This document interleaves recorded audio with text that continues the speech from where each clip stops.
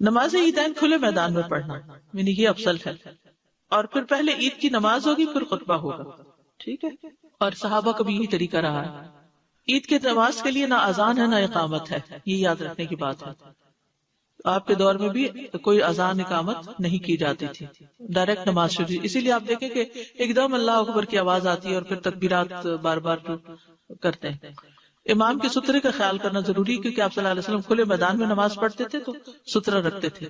اور عید کی نماز جو ہے وہ صرف 2 رکعت ہے. پہلی رکعت میں قرات سے پہلے 7 اور دوسری میں 5 تکبیرات. تکبیرات کے درمیان سکتہ یعنی تھوڑی سی خاموشی، یعنی اللہ اکبر اللہ اکبر اللہ اکبر نہیں کرنا چاہیے، بلکہ اللہ اکبر اللہ اکبر اللہ اکبر رک رک کے پڑھنی چاہیے. اور ان کے درمیان کوئی مخصوص ذکر نہیں ہے. تکبیرات کے درمیان اللہ کی حمد و ثنا ہے. ہر 2 تکبیروں کے درمیان اللہ کی حمد و ثنا ہے، مطلب دل میں جیسے سبحان اللہ یا کچھ اس طرح کا. ہر تکبیر کے ساتھ ہاتھ اٹھانا اور باندھنا، یعنی جب اللہ اکبر کہیں گے تو ہاتھ باندھیں گے بھی. اچھا، پچھلی دفعہ مجھ سے کسی نے سوال کیا تھا کہ بعض لوگ جب نماز کے لیے کھڑے ہوتے رفع یدین کے بعد ہاتھ سینے میں باندھتے ہیں اور بعد چھوڑ دیتے ہیں. دونوں طرح ہی جائز ہے. جو سینے میں باندھتے ہیں اس میں تحقیق کی ہے میں نے، تو وہ سینے پہ جو باندھتے ہیں اس میں یہ ہے کہ وہ اس بات کو دلیل کے طور پہ لیتے ہیں حتیٰ یعنی ہر عضو اپنی افضل جگہ پر آ جائے. تو نیچے جانے سے پہلے ہاتھ سینے پر تھے تو اٹھ کر بھی اپنی جگہ آ جائے سے مراد وہ کیا لیتے ہیں کہ پھر سینے پر ہی آ جائے، اور بعض اس کو سیدھا ہی چھوڑ دیتے اور وہ سیدھا رکھ کر اپنی جگہ پر سمجھتے تھے آ گئی. تکبیرات کے ساتھ رفع یدین کرنا ہوگا، اور پھر نماز کی طرح دایاں ہاتھ بائیں ہاتھ کے اوپر سینے پر. تکبیرات کی گنتی میں شک ہونے پر کم کو بنیاد بنانا، یعنی بعض کا تو کئی ساری ہوتی ہے نا تو بھول بھی جاتی ہے.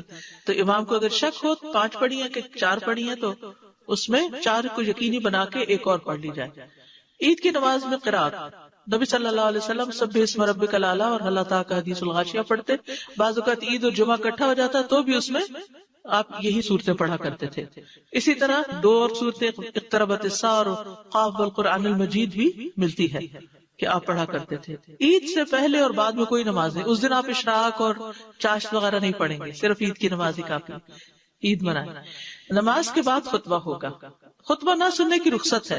یہ بات یہاں بتانی اس لیے ضروری ہے کہ بعض لوگ جب اٹھ جاتے ہیں نا تو جو بیٹھے ہوتے سنتے ہو کہتے ہیں کتنے خراب لوگ ہیں، یہ خطبہ بھی نہیں سنا اور نکل گئے ہیں. تو یہ نہیں سوچنا چاہیے کسی کے بارے میں، کیونکہ خطبہ سننا فرض نہیں ہے. عبداللہ بن صاحب رضی اللہ عنہ سے روایت، انہوں نے فرمایا میں رسول اللہ صلی اللہ علیہ وسلم کے ہمراہ نماز عید میں شریک ہوا. آپ نے ہمیں عید کی نماز پڑھائی، پھر فرمایا ہم نے نماز پڑھ لی ہے.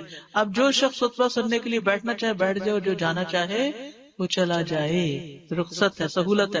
کیونکہ آپ دیکھیے کراؤڈ ہی اتنا زیادہ ہوتا ہے کہ اگر کچھ لوگ پہلے نہ نکلے تو سب کا ایک دم عید ختم ہونے کے بعد اکٹھے نکلنا بھی کافی رش پیدا کر دیتا ہے. شاید اس میں ہی حکمت ہو یا جو بھی اللہ جانتا ہے. عیدین سے متعلق کچھ اور احکامات. عید کی نماز کا وقت سورج طلوع ہونے کے بعد سے لے کر زوال کے وقت تک ہے. جلدی بھی پڑھی جا سکتی ہے، ٹھہر کے. جو اشراق چاش وغیرہ کا ٹائم ہے وہی ٹائم ہے اس کا، کیونکہ دن کی نماز ہے. جب سورج ایک نیزے کے برابر بلند ہو جائے، اور یہ چھوٹی عید کی بات ہے فطر کی.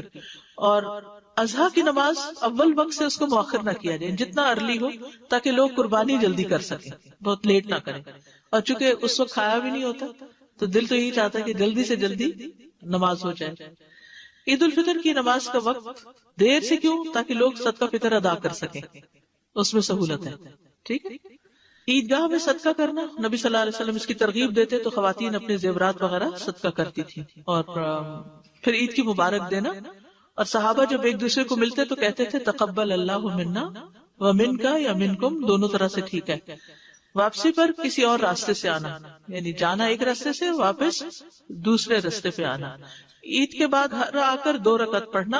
عید کی نماز سے پہلے کوئی نماز نہیں پڑھتے تھے، اپنے گھر واپس آتے تو 2 رکعت نماز پڑھ لیتے تھے. ٹھیک ہے. عیدگاہ میں کوئی ایسی نماز نہیں، نہ پہلے نہ بعد میں.